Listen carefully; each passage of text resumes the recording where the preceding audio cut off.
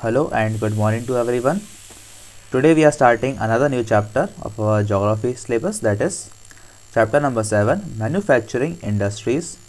So as the name of the chapter suggests, that we are going to study about industries that are manufacturing our goods and services.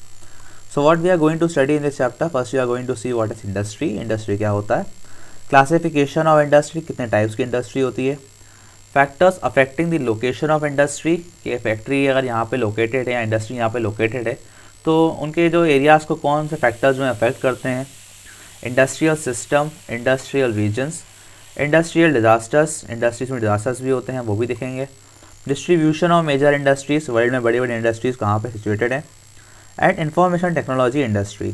So let us start this chapter. So first, this chapter is going to start with the definition of industry. We are going to see what do you mean by industry. So industry refers to an economic activity that is concerned with production of goods, extraction of minerals or the provision of services. तो इसका मतलब होता है industry का ऐसी एक जगह है जहाँ पर या तो गुड्स बन रहे हैं, मिनरल्स निकाले जा रहे हैं या सर्विसेज को प्रोवाइड किया जा रहा है या प्रोड्यूस किया जा रहा है. Thus we have iron and steel industry होती है हमारे पास, जैसे जो प्रोडक्शन करती है गुड्स का. कोल इंडस्ट्री होती है हमारे पास, जो कि एक्सट्रैक्शन मतलब जो नेचुरल रिसोर्सेस हैं हमारे उनको निकाल रही है. एक होती है हमारे पास टूरिज्म इंडस्ट्री, जो कि सर्विस प्रोवाइडर होती है, सर्विसेज प्रोवाइड करवाती है लोगों को. In industrial geography the location expect of an industry are very important. Location एक इंडस्ट्री की बहुत इंपॉर्टेंट होती है. And any type of industry requires some inputs and using them as a range of different products are generated. All consumer produce go to market while are intermediatory products go to other industries. तो जितने भी हमारे goods होते हैं उनको जो है एक जगह चाहिए होती है. सारे के सारे कंज्यूमर गुड्स जो हमारे मार्केट में जाते हैं, जैसे कि एग्जांपल है आपका चिप्स का पैकेट मान लीजिए, वो एक कंज्यूमर गुड है, मार्केट में आएगा उसे कंज्यूम करेंगे यानी खा के ख़त्म करेंगे. Transportation of various inputs and output entails transportation cost and normally industry is likely to be located where such are low. देखिए सिंपल सी मैं आपको बात समझा देता हूँ. इंडस्ट्री कहाँ लोकेट होगी, जहाँ पर उनको जो है रॉ मटेरियल यानी कि जो मटेरियल चाहिए बनाने के लिए सामान को वो अच्छे से मिल पाएगा. जैसे मान लिया मुझे बनाना है चिप्स बनानी है मुझे, तो मैं वहीं अपनी फैक्ट्री खोलूँगा ना जहाँ मुझे आलू मिलने की उम्मीद होगी. अगर मान लीजिए मैंने ऐसी जगह में फैक्ट्री डाल दी, डेजर्ट में डाल दी फैक्ट्री, रेगिस्तान में, डेजर्ट में कुछ उगता ही नहीं है तो आलू कहाँ से उगेगा.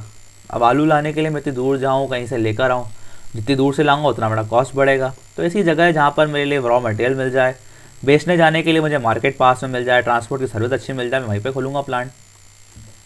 Production of goods in large quantities after processing the raw material into more valuable products is called manufacturing. तो रॉ मटेरियल का यूज़ कर कर उस प्रोडक्ट को एक अच्छा प्रोडक्ट बनाना या उसको चेंज करके ऐसा कर देना कि अब वो डायरेक्टली यूज़ हो सके, इस प्रोसेस को हम बोलते हैं manufacturing.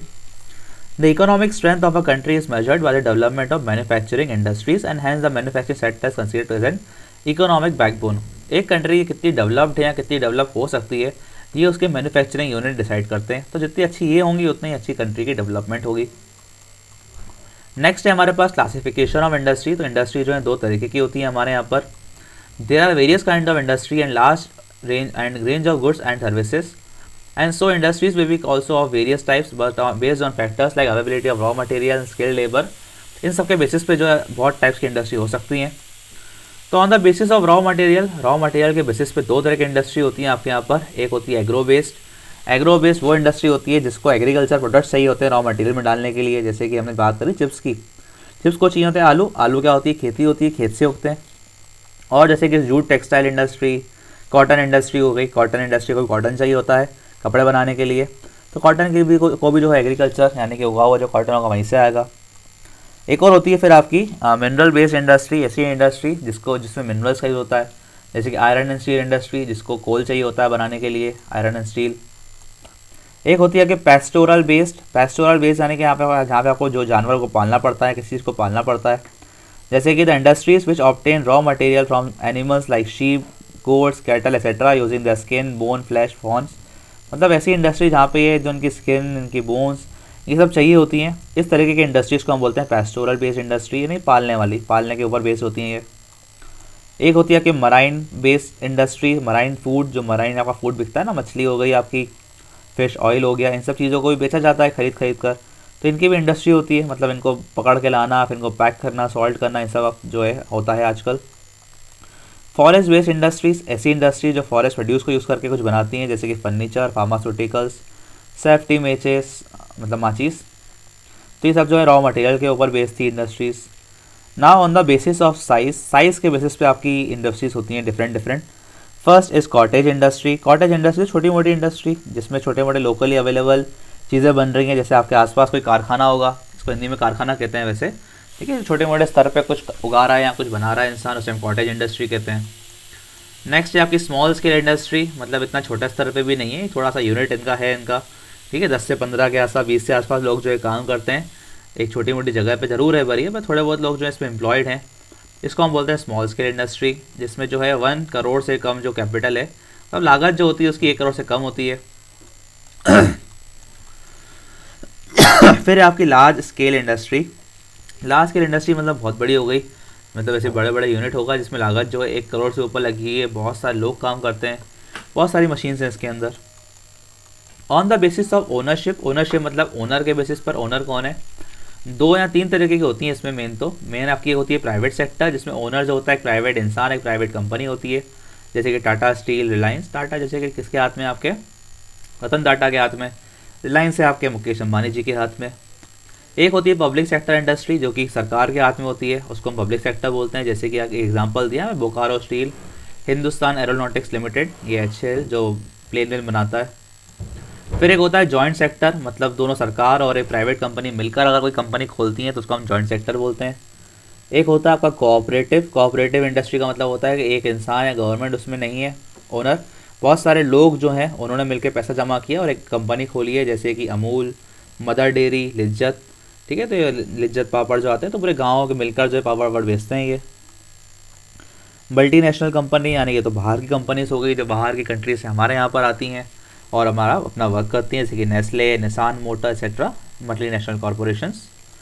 Factors affecting the location of industry, इसके बारे में बात कर चुके हैं, थोड़ी और कर लेते हैं कि फैक्टर्स जो कि इंडस्ट्री की लोकेशन को अफेक्ट करते हैं, जैसे कि different industry require different kinds of inputs, importance of different inputs varies due to their varying cost, their requirement in various proportion, ease or difficult and availability, various scales of industrial operation or such or any such region. These factors are non-ubiquitous distributed around the world. तो ये सब कुछ factors होते हैं कि जितनी transportation cost बढ़ेगी, जितना सामान ले जाने या ले आने में दिक्कत होगी, वहाँ पे उतनी फैक्ट्रियाँ कम होंगी। तो आपको यहाँ पे साफ साफ पॉइंट दिए गए, हम इन पॉइंट्स को पढ़ लेते हैं फटाफट। Regular and assured availability of raw material, सामान बनाने के लिए जो मटेरियल चाहिए वो आपको रेगुलरिटी मिलता रहे, ऐसा नहीं कि आज मिल रहा है कल आना बंद हो जाए। Availability of large areas of land, land होनी चाहिए खाली, नहीं तो कहाँ बनाएंगे इंडस्ट्री। वाटर की अवेलेबिलिटी होनी चाहिए, नदी वदी के आसपास ज़्यादा इंडस्ट्रीज खुल जाती हैं इसीलिए। Availability of skilled labour eight reasonable wages, labour मिलनी चाहिए, काम करना है, लोग ही नहीं होंगे तो काम कौन करेगा। Availability of cheap and adequate power supply, power supply regular होनी चाहिए। प्रॉक्सिमिटी टू मार्केट, मार्केट के पास होना चाहिए। आगे हम पढ़ते हैं इंडस्ट्रियल सिस्टम, क्या होता है industrial system. The functioning of an industry depends on a system and that system is known as industrial system. The system that has 3 steps, 3 steps होती है इंडस्ट्रियल सिस्टम में, जैसे कि input, process and outputs. Input मतलब सामान डालो, process उसका कुछ करो, प्रोसेस करो उसकी, आउटपुट आपको सामान मिलेगा, मतलब कुछ एक फिनिश गुड मिलेगा, जैसे कि इनपुट में हम लकड़ी डालो, प्रोसेस करो, छीलो, काटो, तोड़ो, ठोको, आउटपुट में क्या मिलेगा आपको, furniture. The inputs are the raw material, जो इनपुट होता है वो रॉ मटेरियल कहलाता है, जिसको आप लेकर सामान बनाते हो। The process include a wide variety और रेंज ऑफ एक्टिविटीज़, प्रोसेस में आप जो बहुत सारी एक्टिविटी करते हो। आउटपुट में क्या होता है, आपको एंड प्रोडक्ट देखने को मिलता है जिससे आप इनकम को अर्न करते हो।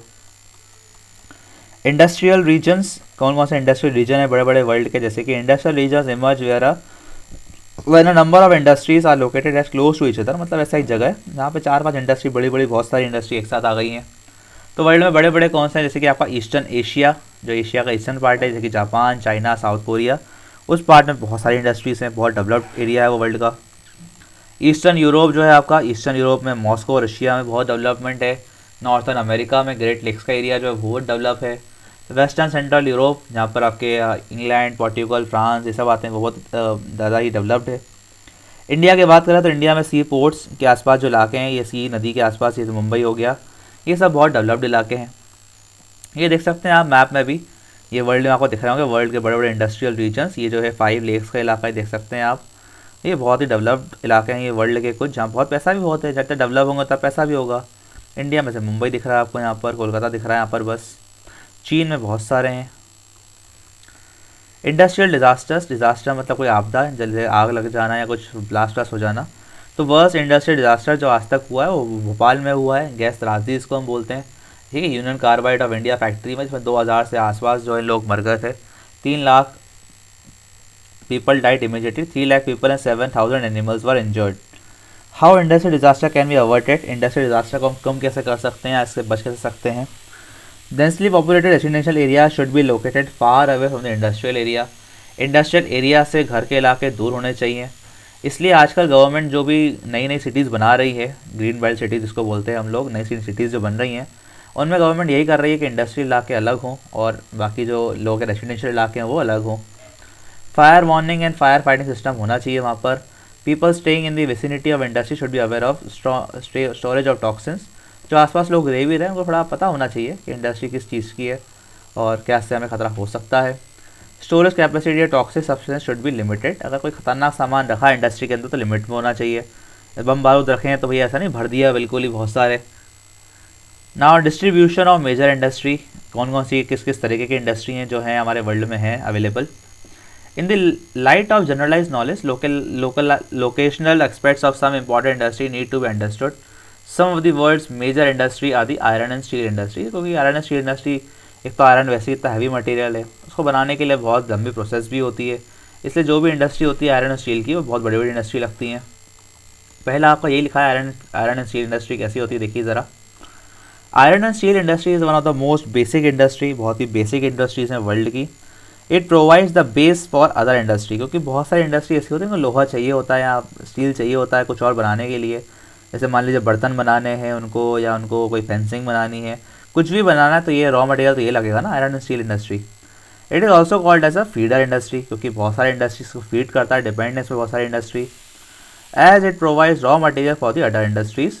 Indian iron and steel industry are use today to make many products and machine, machine बनाना सबसे मेन तो machine, tractor, car, bus, bike, सब में तो आपको यही लगता है। Iron extracted from iron ore, iron ore एक होता है पत्थर बड़ा सा आयरन ओर उसको बोलते हैं, उससे निकलता है ये, उसको ब्लास्ट करके उससे निकालना पड़ता है अंदर से। Iron and steel are the products obtained from iron extraction. Iron ore such as hematite contain iron oxide, hematite नाम का ओर होता है जिसके अंदर आयरन के ऑक्साइड्स मिलते हैं हमें। The molten iron after separate from the iron ore is cooled और moulded to make pig iron, ठीक है। इस आयरन को जो है पिघला के जो है निकाला जाता है पत्थर से गर्म करके, और फिर आयरन को किसी ढांचे में डाल देते हैं ये लोग, तो आयरन उस ढांचे का शेप ले लेती है पिघली हुई iron. India being a developing country, iron and steel industry has a very important role to play. किसी भी कंट्री को अगर डेवलप होना है तो उसके आयरन एंड स्टील इंडस्ट्रीज को डेवलप होना बहुत ज़रूरी है। Large amount of iron and steel is required for constructing bridges, rail tracks, railway rolling stock, ships, vehicle, various machines, power plant, airport etcetera. India iron and steel industry one of the most important contributor to the wealth of the country. हर country के development में बहुत बड़ा हाथ होता है वैसे भी आयरन एंड स्टील का, तो इंडिया के भी है। The Indian steel industry began expanding into Europe in the 21st century.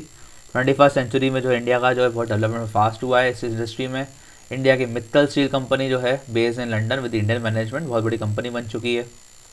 Location of iron and steel industry effectively responded to the changing nature of different locational factor. The industry in which iron and steel industry located are, तो जहाँ जहाँ पे countries जहाँ पे बहुत ज़्यादा located है iron और स्टील इंडस्ट्री वो है यहाँ की Germany, UK, Sweden, France, Italy, Poland and Austria and Europe. India में आप देख सकते हैं मैप को, ठीक है, ये आपके मैप में आपको दिखाया जा रहा है मेजर इंडस्ट्रियल रीजन जो ब्राउन वाले हैं, ये दिल्ली वाला, दिल्ली हरियाणा का रीजन, यहाँ पे अहमदाबाद वडोदरा का रीजन, मुंबई, पुणे, और आपका जो आपको दिख रहे होंगे यहाँ पर ये बेंगलुरु, कोयम्बटूर का रीजन, तो और उसके ये सब बड़े बड़े रीजन्स हैं यहाँ पर हमारे इंडिया में। फिर है ऑरेंज वाले माइनर इंडस्ट्रियल रीजन, और ये जो है आपके इंडस्ट्रियल डिस्ट्रिक्ट है पूरी जिसको हम बोलते हैं पर्पल में लिखी है जो, जैसे कि इंडस्ट्रियल डिस्ट्रिक्ट यहाँ पर जो एमपी में दिख रही होंगे आपको यहाँ पर इंदौर, उज्जैन, नागदा, जबलपुर, ठीक है। आगे हम देखते हैं आयरन और स्टील इंडस्ट्री एट जमशेदपुर है। जमशेदपुर में हमारी सबसे पहली आयरन और स्टील इंडस्ट्री इंडिया की, उसके बारे में कुछ बातचीत है यहाँ पर, जैसे कि before 1947 there was only one iron and steel industry plant in India. India में सिर्फ एक ही आयरन और स्टील का प्लांट था आज़ादी से पहले, जिसका नाम था Tata iron and steel company limited, TISCO. It was privately own, private company, सरकार की नहीं थी। टिस्को वॉज स्टार्टेड इन 1907 में स्टार्ट हुई by Jamshedji Tata at Sakchi in the Singhbhum district of Jharkhand. Jharkhand का सिंहभूम डिस्ट्रिक्ट जहाँ पे बहुत सारे मिनरल्स निकलते हैं इस डिस्ट्रिक्ट में, वहाँ पे स्टार्ट की गई। But the production started 1910 later on Sakchi was renamed as Jamshedpur. Sakchi was chosen to be set up as a steel plant because of following reason. ये जगह पे क्यों खोला उन्होंने इतने साल पहले इस प्लांट को, देखिए लिखा है यहाँ पर क्या। This place was only 32 kilometre away from Kalimati station on the Bengal Nagpur railway line. तो रेलवे स्टेशन बहुत पास था यहाँ से। It was close to iron ore, iron ore जो है यहाँ से पास में ही थी। सिंहभूम डिस्ट्रिक्ट जो है झारखंड का, यहाँ पे बहुत सारी आयरन ओर है, आयरन बहुत मिलता है। Coal and manganese deposit are well as to Kolkata. तो मतलब जितने भी डिपॉजिट जो भी मिनरल चाहिए होते हैं आयरन स्टील बनाने के लिए, वो सब इनको आसपास ही मिल गए। The Kharkai and Subarnarekha rivers ensure sufficient water supply. तो नदियाँ भी मिल गई आसपास, तो वाटर सप्लाई भी अच्छी हो गई। Government initiative provide adequate capital for इस लेटर डेवलपमेंट। बाद में गवर्नमेंट ने बहुत सारा लोन भी दिया ना फ्री में, जिससे इनका डेवलपमेंट बहुत फास्ट हो गया। Iron and steel industry at Pittsburgh USA. USA में जगह इसका नाम है पिट्सबर्ग, जो कि आयरन सिटी के नाम से भी जानी जाती है। तो यहाँ पर भी यही सब कुछ आपको आराम से मिल जाता है। यहाँ पर ही जो है लेक्स, ग्रेट लेक्स के पास है, तो पानी मिल जाता है। बहुत बड़ी बड़ी माइंस हैं यहाँ पर, आयरन माइंस मिनेसोटा की, इसलिए यहाँ पे जो इनको आयरन ओर मिल जाता है। और बहुत डेवलप्ड तो वैसे भी अमेरिका पूरा है ही है, मतलब रेलवे कंडीशन और ट्रांसपोर्ट के लिए जाना ही जाता है America. Next is cotton textile industry. Cotton textile industry कपड़े बनाने वाली। तो इनको क्या चाहिए होता है, इनको चाहिए होते हैं आपको बनाने के लिए कपड़े, कॉटन चाहिए होती है। तो ये वहीं पे बन पाएंगी इंडस्ट्री जहाँ पे कॉटन उगती होगी। सबसे ज़्यादा कॉटन उगती है यहाँ पर इंडिया में, गुजरात और महाराष्ट्र में। सबसे ज़्यादा कॉटन टेक्सटाइल इंडस्ट्री वहीं पर ही है। One of the oldest industry in the world. India में भी बहुत ओल्डेस्ट है इंडस्ट्री ये वाली। Cheap and large labour pool, automation has reduce in importance some areas, power, good transport, humid climate, capital, large market, ये सब चाहिए होता है इस इंडस्ट्री को खोलने के लिए। Cotton is regarded as nearly pure raw material. Cotton एक रॉ मटेरियल होता है इस इंडस्ट्री का। सो इट्स प्रेशर और industrial location is very low. Electricity has reduce this industry's dependence on primitive source of power and automation. तो अब जो है ये बनाने वाली कपड़े बनाने की मशीनें आ चुकी हैं। पहले लोग लगते थे बहुत सारे, इंडस्ट्री उसको हम बोलते थे हैंडलूम। अब पावर लूम आ चुका है, मतलब सब कुछ जो है वो पावर से चलता है। ये टिस्को प्लांट की फ़ोटो दी गई है जमशेदपुर में। आगे हम देखें तो इंडस्ट्रीज़ के ऊपर और भी बातें लिखी गई हैं। The United Kingdom and other western countries were the main producer up to the end of 19th century. Before the Industrial Revolution, cotton cloth was made on handlooms, but a series of invention in England in late 18th century, flying shuttle, जो ये बना आपका flying shuttle, जो एक machine होती है, carding machine बनी, spilling mule बना, जिससे यहाँ पे जो है पावर लूम्स की स्टार्टिंग होती है इंग्लैंड में, और स्टीम इंजन्स भी आ जाते हैं। पावर लूम से कपड़ा अच्छा बना, सस्ता बना, जिसको इन्होंने इंडिया में जा जाके बहुत बेचा। स्टीम इंजन बने, जिससे सामान को ले जाने आने में सस्ताई हो गई, सस्ते भी हो गए कपड़े इनके। और ठीक है, ऐसे करके इन्होंने जो है इंडस्ट्रियल रेवोल्यूशन लेकर आए। Thus, over the period, cotton textile sector remained one of the highly dispersed industry in the world. Textile industry today is concentrated in India. अब आज जो है ये कहाँ पर ज़्यादा देखने को मिलती है हमें इंडस्ट्री, इंडिया में, हांगकॉन्ग में, south Korea, Japan, Taiwan, UK, USA, Russia, Italy, ये सब कंट्री में देखने को मिल जाती है। About 1/3 of the total production of Indian textile industry is exported. तो इंडिया जो है बहुत ज़्यादा एक्सपोर्ट करता है आज भी कॉटन को और कॉटन के बने हुए कपड़ों को। अहमदाबाद की बात हो रही है यहाँ पर, क्योंकि अहमदाबाद जो है आप क्या बोलते हैं इसको हम लोग, it is also called as Manchester of India, क्योंकि बहुत ज़्यादा यहाँ पर क्या बनती है, कॉटन जो है, कॉटन उगती भी बहुत ज़्यादा है। और कॉटन टेक्सटाइल इंडस्ट्री में इंडिया का सेकंड लार्जेस्ट है, लार्जेस्ट जो है वो मुंबई है। तो बहुत सारे यहाँ पे मिल्स अवेलेबल हैं, इसीलिए इसको बहुत नाम है इसका। नेक्स्ट है आपका ओसाका। ओसाका कहाँ पर है आपका? Osaka is designated city in the Kansai region of Japan. Japan में है यहाँ पे कहीं ओसाका, ये लिखा है नाम। It is the capital city of Osaka Prefecture, the second largest metropolitan area in Japan, among the largest in the world with nearly 19 million inhabitants, situated on the mouth of Yodo River around Osaka. Osaka is Japan's second largest city by the daytime population after Tokyo. Tokyo के बाद सबसे बड़ी city है, population सबसे ज़्यादा है Tokyo के बाद, कहाँ की? ओसाका की। It serves as a major economic hub, इसको हम बोलते हैं मैनचेस्टर ऑफ जापान, क्योंकि बहुत ज़्यादा यहाँ पे टेक्सटाइल इंडस्ट्री यहाँ पे है। नेक्स्ट है आपकी इंफॉर्मेशन टेक्नोलॉजी इंडस्ट्री, मतलब कंप्यूटर, मोबाइल, ये सब बनाने की। तो पूरे वर्ल्ड में फेमस है आपके लिए सिलिकॉन वैली, जिसको हम बोलते हैं कैलिफोर्निया, यूएसए। और इंडिया की सबसे ज़्यादा फेमस जगह है वो है बेंगलुरु। तो Bengaluru is the one of the fastest growing cities in India and is known as the information technology capital of the country, क्योंकि सबसे ज़्यादा ये जो कंपनी है कंप्यूटर बनाने की, आपकी IBM हो गई, HCL हो गई, इतनी बड़ी बड़ी कंपनी सब जो है अपने प्लांट खोल के बैठी है बेंगलुरु में। बेंगलुरु में क्या है ऐसा जहाँ पे खोल के बैठी हैं? The following points make Bengaluru the silicon valley of India. Presence of large number of educational and IT institutions, मतलब पढ़े लिखे लोग और बड़े बड़े कॉलेजेस हैं वहाँ पर, तो वहाँ पे जो उनको काम करने के लिए लोग वहीं से मिल जाते हैं, अच्छे पढ़े लिखे। Comfortable environment of city, environment बहुत ही अच्छा है बेंगलोर का, ना तो ठंडा है ना गर्म है, जगह अच्छी है वाली। Business friendly policies were made by successive government in Karnataka, तो गवर्नमेंट की पॉलिसी भी अच्छी थी, प्रमोशन करती थी इन सब चीज़ों को। Some other important IT centres in India are New Delhi, Hyderabad, Chennai, Gurgaon, Pune, Thiruvananthapuram, Kochi and Chandigarh. Next है आपका सिलिकॉन वैली, मतलब जो ये वर्ल्ड की सबसे बड़ी IT इंडस्ट्रीज़ यहाँ पर हैं सिलिकॉन वैली में। It is a part of Santa Clara valley located in the San Francisco California में है ये, USA में। The region is home to many of the world largest information technology companies including Apple का plant यहाँ पर है, Cisco का, Google का, HP का, इंटेल का, ओरेकल का, बड़े बड़े प्लांट हैं इस एरिया में। The term originally refer to the regions large number of silicon chip innovator and manufacture. देखिए इन सब चीज़ों को बनाने के लिए क्या सिलिकॉन नाम का एक धातु आता है, सिलिकॉन नाम का एक मेटल आता है जो चाहिए होता है, जो कि सेमीकंडक्टर की तरह यूज़ होता है, मतलब दिखने में ये लोहे जैसा होता है, वैसे इलेक्ट्रिसिटी पास कर जाती है, ठीक है। तो उससे क्या होता है, ये सब जो चिप्स बनती है ना, बड़ी बड़ी चिप्स जो लगती है कंप्यूटर में, चिप जो लगती है वो बनाने में काम आता है सिलिकॉन। तो जहाँ पर सबसे ज़्यादा ये चिप बनेगी उसको वहाँ पर सिलिकॉन सबसे ज़्यादा लगेगा भी, इसलिए इन इलाके को हम बोलते हैं silicon valley. Despite the development of other high-tech economic centers throughout the US and the world, Silicon Valley continues to be the leading hub for high-tech innovation and development. तो डेवलपमेंट के नज़रिए से बहुत हाईटेक है आज भी, accounting for 1/3 of all the investment in the United states. तो US का आज भी 1/3 पैसा, 1/3 इंडस्ट्री सब इसी इलाके में, आपके कैलिफोर्निया USA में। इतना बड़ा USA में सिर्फ इतना सा इलाका ये कैलिफोर्निया, जो कि बहुत बहुत बहुत ही ज़्यादा फैला हुआ है और इम्पॉर्टेंट है और बहुत पैसे वाला भी है, ठीक है। आप भी अगर वहाँ जाते हैं ना, मतलब आप भी बहुत ज़्यादा पैसे वाले हो जाएंगे, यहाँ पैसे वाले पहले से ही होंगे अगर वहाँ तक जा पा रहे हैं तो। ओके, तो ये थोड़ी इंडस्ट्रीज़ की बात। एग्रीकल्चर के अलावा इंडस्ट्रीज़ भी बहुत इंपॉर्टेंट एक सेक्टर है, बहुत इंपॉर्टेंस है इसका इंडिया में ही नहीं वर्ल्ड में भी। Okay, in the last thank you. अगर आपको और कोई डाउट हो इसमें तो पूछ लीजिए, करिए, ठीक है। वीडियोज़ को थोड़ा एंड तक देखें। Okay, thank you.